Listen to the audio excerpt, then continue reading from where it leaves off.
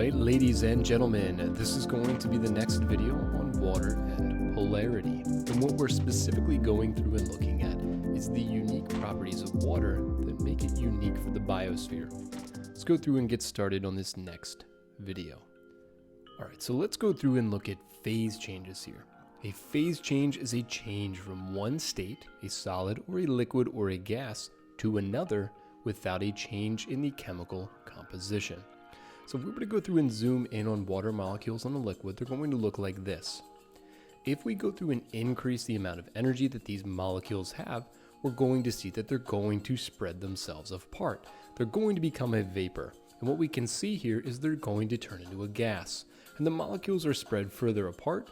And what we see here, when we increase that temperature, we see a phase change. So when you increase or decrease the temperature of a substance, this substance goes through this phase change. Now a gas can go back down to a liquid if we decrease the temperature or decrease the quantity of energy it has. Now lastly here, what we can go from is a liquid to a solid by going through and further decreasing the energy. And by increasing that energy, we can turn it back into a liquid. Now what we can see here is a solid can also go through and turn into a gas through one change. And that gas can go through and turn back into a solid through one change. And we'll go through and we'll talk about what these phase changes are called. But what's important for us to understand is by increasing and decreasing the temperature, we are going to change the arrangement of those molecules based on the amount of energy that they have. So let's go through and look at the density of water.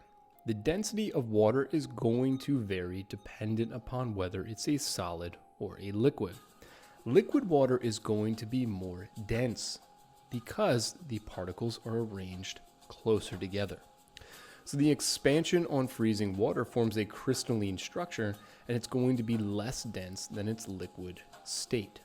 So when we go through and we see solid water, or we see ice, we can see that it forms this arrangement of this crystalline structure. And if we look at the picture to the left as compared to the picture to the right, we can see that the liquid is more dense. Now this crystalline structure, because when we form solid ice, because the molecules are spread further apart, what we see is a reduction in density. And because of that, ice is going to go through and float on the water. Now if we look at this other diagram here, we can see that these ice particles are going to exist maybe as large chunks, or they can go through and form freezing solid surfaces along lakes. Ice is going to go through and float, and it's going to have a couple advantages in nature. We're going to see that colder water is actually going to go all the way to the bottom of bodies of water. The warmer water is going to be in the middle. However, ice is going to float because of that reduction in density because of that crystalline structure. So when we go through and discuss energy in water, what we're really talking about here is the temperature. And temperature is really just going to be that measure of energy. So if we look at liquid water, it's going to have a medium amount of energy, but the molecules are actually spaced the closest together based on what we just talked about. If we look over here, the gas is going to have the most amount of energy, and the particles are spread the furthest apart. Now lastly here, we can see that a solid is going to have the least amount of energy, the least amount of vibration between the molecules, but the molecules are spread a little bit further apart as compared to the liquid. And that's what gives ice the property that allows it to float. So let's go through and look at the states of water in a little bit more detail. The most common state of water that you think of might be liquid water. It's where the hydrogen bonds hold most of the water molecules together in tightly compacted small groups. Now water can exist in different densities, just the same as ice can exist in a different density than liquid water. Warmer water is going to be further up along that water column, whereas colder water is going to be slightly more dense. It's going to be at the lower end of those bodies of water. What we can see is these hydrogen bonds in liquid water are constantly being broken and then reformed. Now if we go through and look at ice, that's solid water, this is when water is going to freeze and the molecules move so slowly that the hydrogen bonding locks each crystalline molecule in place, forming that crystalline structure. So again, because they're moving so slowly, they're going to form that structure that makes ice less dense than liquid water. Now lastly here we have gas, a vapor state of water. This is when a water molecule moves so fast, it breaks all of the hydrogen bonds and becomes a gas. Water molecules are spread much further apart as compared to liquid water, and we can see vapors that are going to go through and exist in the atmosphere. That's what humidity is when you walk outside and it's really kind of sticky outside. Now, water and heat have this unique relationship because of this word heat capacity. Heat capacity is the amount of energy or heat needed to raise the temperature of a substance. So what we see on this graph here is anything below 32 degrees Fahrenheit or 0 degrees Celsius, water is going to exist in that solid form.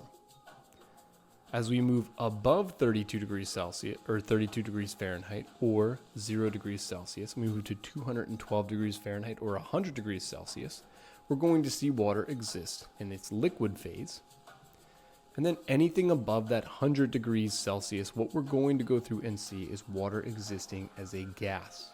Now, water has the highest heat capacity of any natural substance, and that's really important for us to understand the word homeostasis.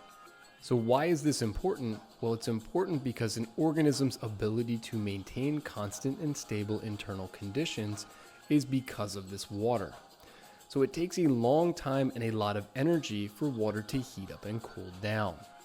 Because of that, what we can see is water's high heat capacity protects organisms from drastic changes in temperatures. Those drastic changes in temperatures and going from different phase changes inside an organism's body can cause the organism to die.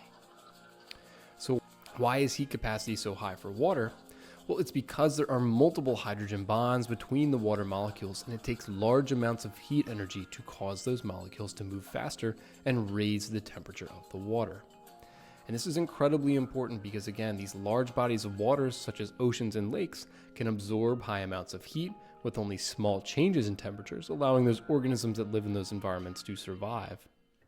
But more importantly, this is going to protect these living organisms that have water within their bodies from drastic changes in temperature. And that allows them to maintain that homeostasis. So there's a lot of information in that video, but we need to go through and review a couple of things. We want to think about the density of water and its relationship to phase changes in energy.